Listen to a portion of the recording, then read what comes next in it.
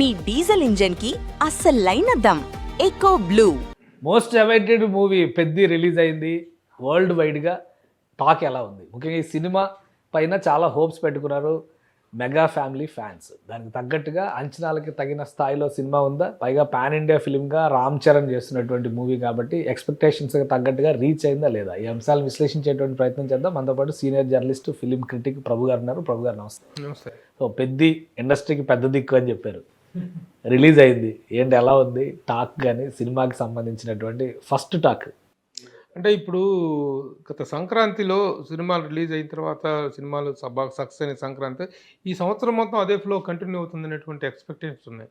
కానీ ఆ రోజు మొదలుకొని ఈ పెద్ది రిలీజ్ అయ్యే వరకు ఒక్క సినిమా కూడా ఆల్మోస్ట్ అలా ఒక హోప్ఫుల్గా బాగుంది, బాగా ఆడింది అనుకున్నట్టు సినిమా ఒక్కటి కూడా లేకుండా పోవటం అనేటువంటిది బ్యాడ్ లక్. అలాంటి పరిస్థితుల్లో వచ్చినటువంటి పెద్ది మీద ఎక్స్పెక్టేషన్స్ గ్యారంటీగా పెద్ద దిక్కు అవుతుంది అనేటువంటి అంచనాలు అయితే ఉన్నమాట వాస్తవం.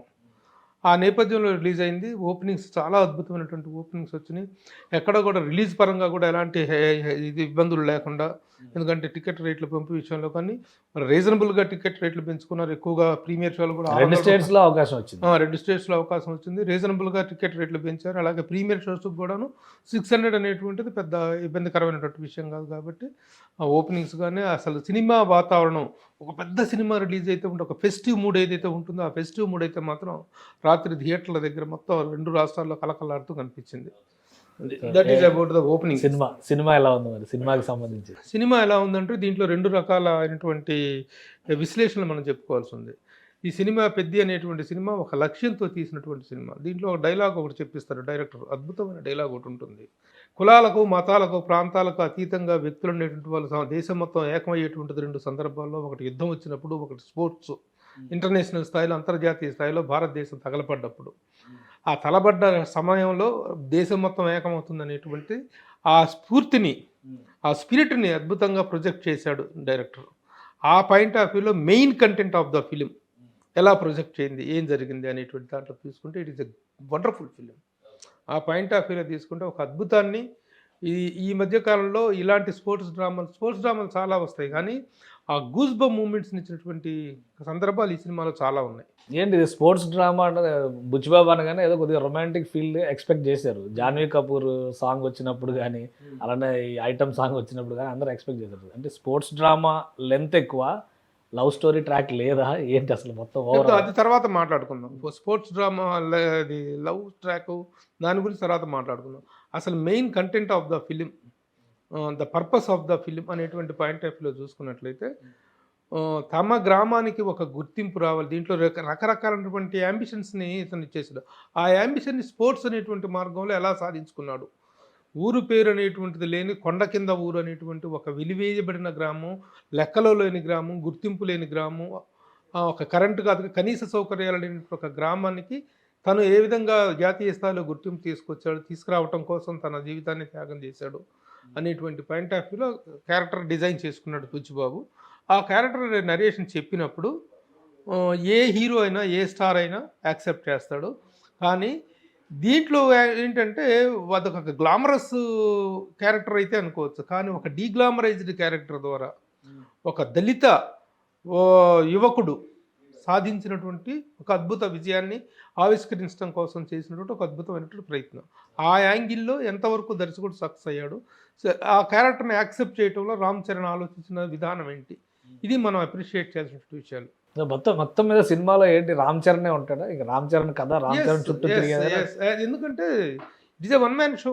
Peddi is a one man show off Ram Charan. అతని పర్ఫార్మెన్స్, ఆ క్యారెక్టర్ని తీసుకున్న విధానం ఇదంతా అద్భుతంగా డీల్ చేశాడు. చాలా గొప్పగా ఉంటుంది ఆ క్యారెక్టరైజేషన్. ముఖ్యంగా ఒక్కొక్క సందర్భంలో అవమానపడిన ప్రతి సందర్భంలో కూడా తను తాను అవమానపడ్డప్పుడు, లేకపోతే ఓడిపోయినప్పుడు తను ఒక జవాబు ఇవ్వాల్సినటువంటి సందర్భంలో, ఒక రిటార్ట్ ఇవ్వాల్సిన సందర్భంలో ఎలా రియాక్ట్ అయ్యాడు అనేటువంటి పాయింట్ ఆఫ్ వ్యూలో ఆ క్యారెక్టర్ డిజైనింగ్ అద్భుతంగా ఉంది. రామ్ చరణ్ యాక్సెప్ట్ చేయడానికి కారణం అదే. సో ఇది రామ్ చరణ్ పాయింట్ ఆఫ్ వ్యూలో వన్ మ్యాన్ షో అని చెప్పాను కదా, ఆ వన్ మ్యాన్ షో తను యాక్సెప్ట్ చేయడానికి, ఇలాంటి క్యారెక్టర్ యాక్సెప్ట్ చేయడానికి ఉన్నటువంటి అన్ని లక్షణాలు క్యారెక్టర్లో ఉన్నాయి. అంత ఛాలెంజింగ్ స్పిరిట్ క్యారెక్టర్లో ఉంది. నిజంగా ఇలాంటి క్యారెక్టర్ని టేకప్ చేయాలంటే ఆ స్థాయి హీరో ఎవరు యాక్సెప్ట్ చేయలేరు.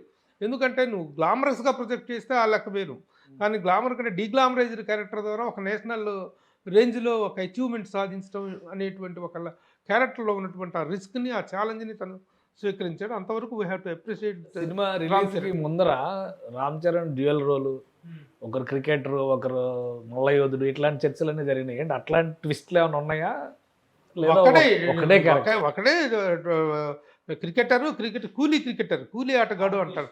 కూలీ ఆటగాడు, ఆ కూలీ ఆటగాడు కూలీకి ఆడతాడు. అతను ప్లేయర్గా కాదు, డబ్బుల కోసం కూలీ కోసం ఆడేటువంటి వాడు.